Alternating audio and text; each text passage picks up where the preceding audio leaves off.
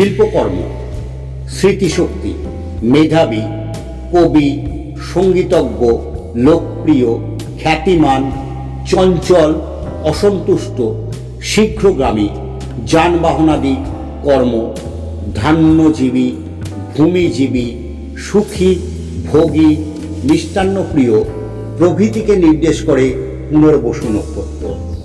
পুনর্বসু নক্ষত্র মিথুন রাশির 20 ডিগ্রি থেকে 30 ডিগ্রি এবং কর্কটের প্রথম 3 ডিগ্রি 20 মিনিট পর্যন্ত বিস্তৃত।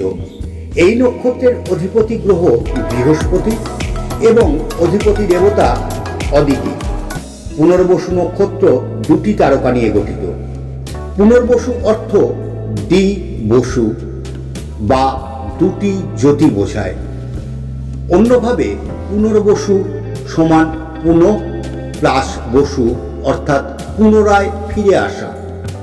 আমরা যে অষ্টবসুর পরিচয় পাই তাদের 2টি বসু নিয়ে এই নক্ষত্র গঠিত হয়েছে। এই নক্ষত্রের মধ্যে হারিয়ে যাওয়া ও পুনরায় ফিরে আসা প্রভৃতি রয়েছে। পুনর্বসু নক্ষত্রের জাতক জাতিকার মধ্যে দেখা যায় যে কোনো কাজ এরা গ্রহণ করতে পারে এবং তার সতর্কতার সঙ্গে সেই কাজ শেষ করতে পারে। যে কোনো কাজ এরা গুছিয়ে করে, সংকটপূর্ণ কাজ এরা করতে পারে না। পুনর্বসু নক্ষত্রের মধ্যে উচ্চ চিন্তাধারা লক্ষ্য করা যায়। এরা হয় খুব নৈতিক, সব ব্যাপারে সন্তুষ্ট ও ঐতিহ্যপূর্ণ, ঈশ্বরের প্রতি গভীর বিশ্বাস। পুনর্বসু নক্ষত্রের মধ্যে দেখা যায় এরা খুব নৈতিক, সব ব্যাপারে সন্তুষ্ট ও ঐতিহ্যপূর্ণ হয়। অর্থ জমানোর বিষয়ে এরা সব সময়ই একটু পিছিয়ে থাকে। অর্থ সঞ্চয় খুব একটা না করতে পারলেও শ্রদ্ধা ও সম্মান প্রচুর সঞ্চয় করতে পারে এরা। এরা সব সময় গরিবের সাহায্য করতে চাইবে। মনের দিক থেকে সহজ সরল হওয়ার ফলে সকলের কাছে খুব প্রিয় হয়ে উঠবে। অনৈতিক কোনো কিছুকে প্রশ্রয় দিতে চায় না এরা। বেশি মানুষের ভিড় এই জাতকেরা পছন্দ করে না। এই কারণে আধ্যাত্মিকতায় এগিয়ে যেতে পারবেন। এরা খুব বেশি অন্যদের কথা ভাবে। অন্যরা কি করে সুখে শান্তিতে থাকবে সেইটা ভাবাটা নিজের কর্তব্য মনে করে।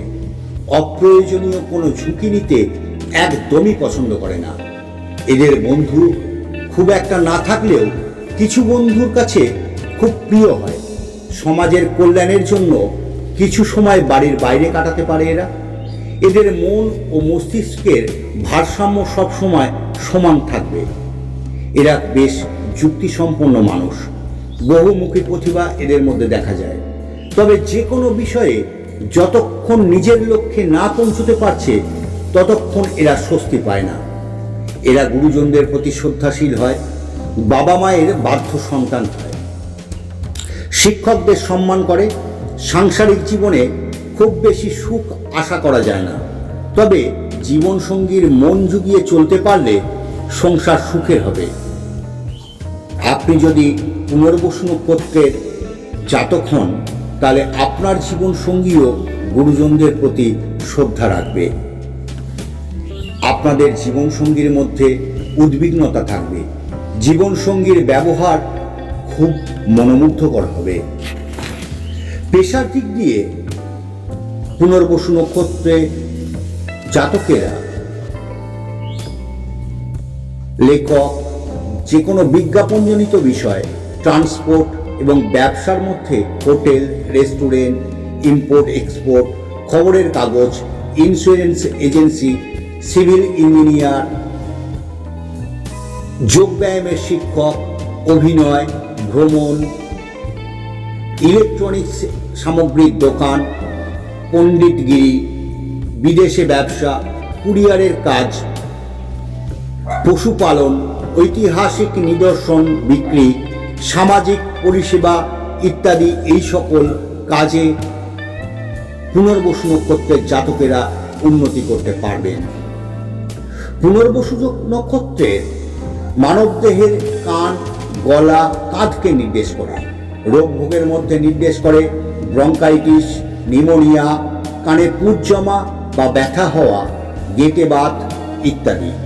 আপনি যদি পুনর্বসু নক্ষত্রের জাতক হন তাহলে পরে আপনার প্রকৃতির সাথে অনেকাংশে মিললেও সম্পূর্ণটি মেলাতে আপনার জন্মকুণ্ডলীর প্রয়োজন। আপনি আপনার পছন্দের জ্যোতিষকে দেখিয়ে আপনার জন্মকুণ্ডলীর সম্পূর্ণ বিচার করে নিন। সঙ্গে থাকুন আচার্য শ্রী পার্থশাস্ত্রীর সাথে বিভৎসুতে। ধন্যবাদ, নমস্কার।